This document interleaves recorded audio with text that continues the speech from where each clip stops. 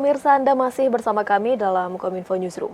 Pemirsa, salah satu tantangan dalam pengembangan produk UMKM ialah ada pada rantai pasok bahan baku dan kemitraan yang strategis. Dua tantangan ini bisa teratasi dengan kemitraan antara pelaku UMKM dengan usaha yang besar. Seperti apa kiranya model bisnis kemitraan strategis usaha mikro dalam memastikan konsistensi ketersediaan rantai pasok bahan baku? Kita akan membahasnya hari ini bersama dengan Bapak Julius selaku Deputi Bidang Usaha Mikro Kemenkop UKM. Assalamualaikum, selamat malam Pak Julius. Bagaimana kabarnya hari ini Pak? Selamat malam, Bu. Jadi sesuai dengan pertanyaan Ibu tadi, ini persoalan rantai pasok. Persoalan pertama adalah terkait dengan bahan baku. Jadi bahan baku kita itu kebanyakan tidak pasti, bahan bakunya tidak pasti, sehingga kalau dibutuhkan itu tidak tersedia, yang mana nilainya relatif sedikit jika dibanding usaha besar yang dan juga tidak berkelanjutan. Nah, ini persoalan yang dihadapi masalah bahan baku. Setelah itu bahan baku yang ada ini juga belum terstandar sehingga kualitasnya diragukan, kadang baik, kadang buruk. Nah, ini bahan baku yang kita ini. Selanjutnya harga bahan baku yang sangat fluktuatif. Fluktuatif ini sehingga mengganggu para UMKM yang menggerakkan suatu bisnis atau produk yang menggunakan bahan baku karena harganya sangat sangat fluktuatif, apalagi kalau bahan itu dari impor, umpamanya bahan baku untuk batik. Nah, itu biasanya perwarnanya itu dari Cina. Selanjutnya bahan baku ini uh, terka, ter, ter- terhambat oleh sistem logistik kita yang belum baik, sehingga karena belum baik itu sehingga membawa barang tersebut dari suatu lokasi ke lokasi yang lain itu harganya sangat mahal. Nah, ini 4 hal yang dihadapi dalam bahan baku ini. Nah, efeknya karena dalam bisnis rantai pasok itu melibatkan pemasok, juga melibatkan off-taker. Jadi kalau bahan baku sudah ada, ternyata off-takernya itu nggak ada, itu juga nggak akan didapatkan bahan baku yang baik, karena pada prinsipnya permintaan itu sangat berpengaruh terhadap fluktuasi bahan baku ini. Jadi untuk pemerintah harus menyiapkan off-taker bagi bahan baku ini. Jadi ini yang dan selanjutnya selain off-taker yang bisa mengabsorb bahan baku tersebut, kita juga menyiapkan namanya koperasi.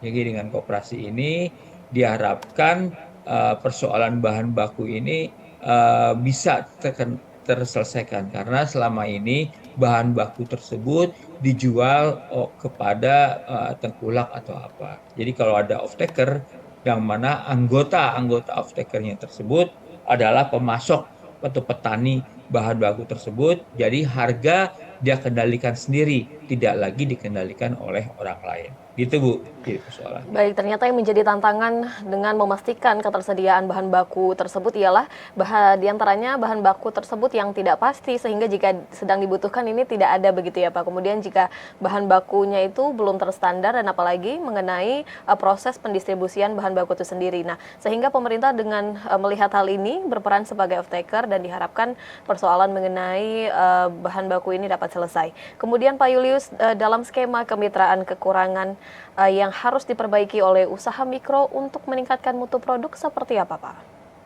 Ya, terutama untuk mutu produk, nomor satu kita harus menyiapkan off-taker. Jadi kalau produk A, kalau dia bekerja misalnya barang pertanian, diberikan pupuk, diberikan sarana yang baik, tapi off-takernya itu nggak ada. Nah, itu jadi susah. Pertama, supply-nya juga terbatas karena tidak ada yang mau membeli. Kalau off-taker kita siapkan supaya mereka membeli, maka itu sangat salah satu cara untuk ini. Nah, berikutnya selain off-takernya swasta itu kita dorong koperasi, saya katakan tadi. Jadi koperasi yang bisa kita dorong. Nah, selanjutnya persoalan yang dihadapi bagi pemasok ini adalah mereka biasanya keterbatasan dana. Terus dana. Nah, untuk UMKM kita punya program namanya Kredit Usaha Rakyat sehingga UMKM bisa mengakses barang-barang dari mengakses pendanaan dari kredit usaha rakyat. Gitu, Bu. Baik, kemudian kiranya model bisnis rantai pasok seperti apa Pak yang dinilai cukup untuk ideal dalam melaksanakan pemasokan bahan baku ini Pak? Nah, yang ideal itu adalah harus ada off-taker dulu. Oke. Yang harus ada off-taker sehingga kita menghubungkan antara off-taker dengan permintaan bahan baku tersebut. Nah, dua-duanya ini tentunya harus menghasilkan barang yang berkualitas, barang yang cepat, dan ongkos produksi yang murah, sehingga ini bisa diakses oleh off-taker tersebut. Jadi kita yang paling penting sebenarnya awalnya katakanlah kita melakukan bisnis barang pertanian, kita siapkan pupuk, kita siapkan irigasinya, tapi barang yang diproduksi nggak ada yang beli, nah ini juga susah nih. Sehingga untuk ini dan rantai pasok ini kita buat simbiosis antara pengusaha kecil dan pengusaha besar.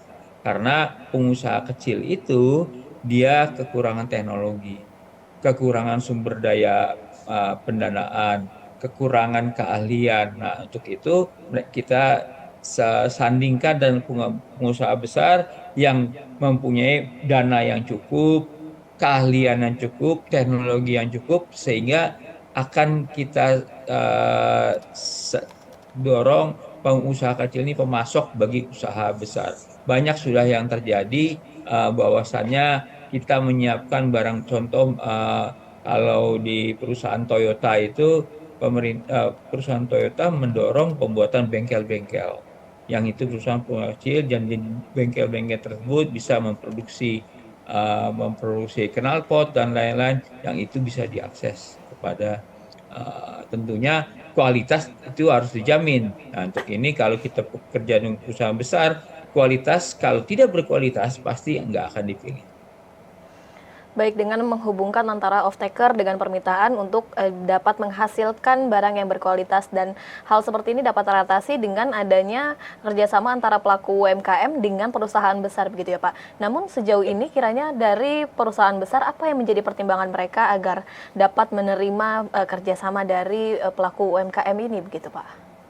Yang pertama adalah pasti pengusaha kecil kualitas SDM terbatas. Kualitasnya. Nah, untuk ini kita harapkan yang pengusaha besar membantu meningkatkan kualitas SDM. Dan itu biasanya otomatis. Kenapa begitu? Kalau jualan barang, kualitasnya jelek, tentunya pengusaha besar juga nggak mau. Nah, ini yang kita dorong kualitas. Terus kualitas produk juga seperti itu. Kita dorong juga.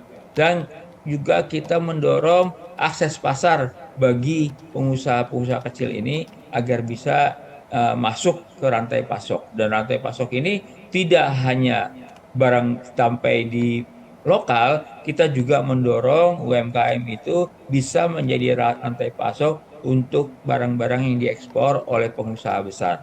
Karena kita paham pengusaha kecil sangat jarang atau sedikit yang bisa langsung ke ekspor karena sudah prosedurnya mereka harus belajar. Nanti kalau setelah kita hubungkan, mereka akan belajar banyak dengan pengusaha besar. Ini jadinya simbiosis yang saling menguntungkan. Keuntungan bagi perusahaan besar dengan berkoordinasi dengan usaha kecil, mereka bisa mempunyai barang yang lebih luas, dan juga tenaga kerja yang lebih murah, dan juga eh, pengusaha kecil bisa biasanya tahu lokasi-lokasi mana yang terdekat untuk memproduk barang tersebut. Baik, kalau dari Kemenkop UKM sendiri begitu Pak, dukungan apa yang diberikan untuk terus bisa mengembangkan konsep dari kemitraan rantai pasok ini? Apakah mendorong SDM agar menghasilkan SDM yang berkualitas melalui suatu pendidikan dan pelatihan, atau dukungan yang diberikan seperti apa? Ya, dukungan yang diberikan pertama adalah meningkatkan SDM. Kita memberikan pelatihan kepada UMKM, baik barang kria, baik obat-obatan, baik barang jamu dan lain-lain. Nah ini UMKM mendorong, Kementerian kita mendorong mereka kualitasnya menaik. Setelah itu, setelah barangnya jadi dan kualitas menaik, mereka berproduksi, tentunya mereka kekurangan dana.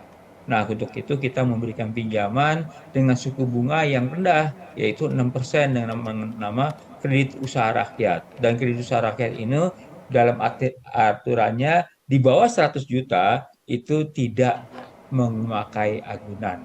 Nah, itu kedua. Ketiga, yang tadi saya katakan tadi, kita mendorong barang-barang mereka itu diakses dengan pengusaha besar, kita kenalkan.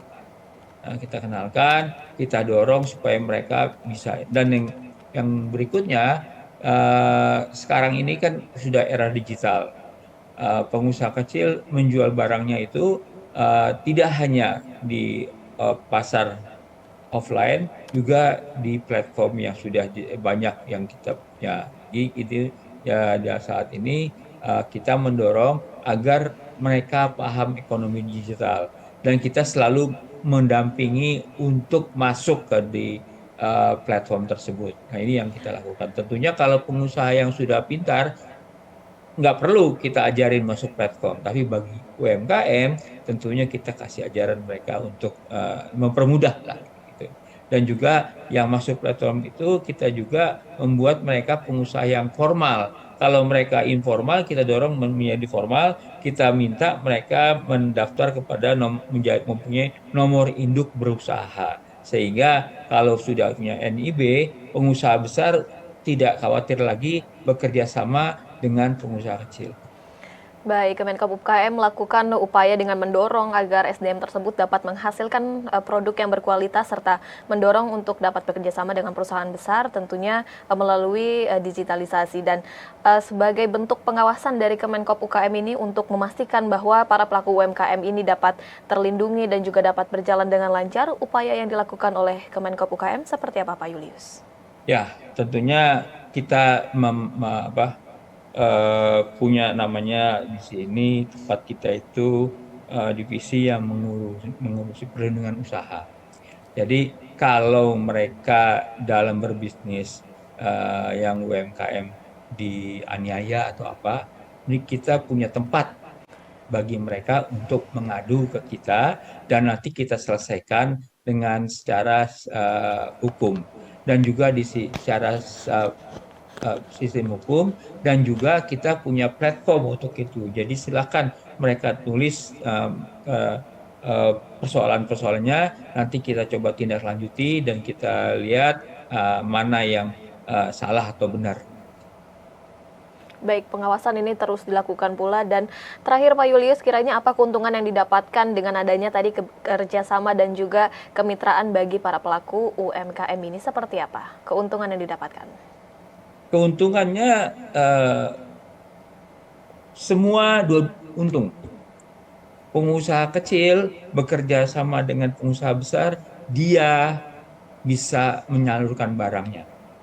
Kedua, kualitasnya barang pasti lebih bagus, karena pengusaha besar nggak akan menerima barang yang tidak berkualitas bagus. Sehingga mereka harus diberikan didikan dan ajaran yang supaya menghasilkan kualitas yang bagus.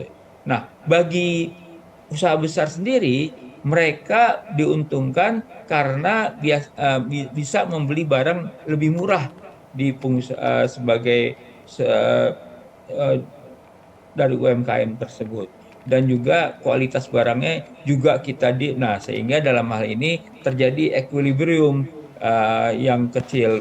tadinya tidak mempunyai keahlian, sekarang menjadi keahlian. Dan pengusaha besar juga dipermudah karena tidak mungkin pengusaha itu mencetak semua komponen-komponen, katakanlah mobil. Tidak bisa, tentunya pengusaha kecil yang melakukan itu.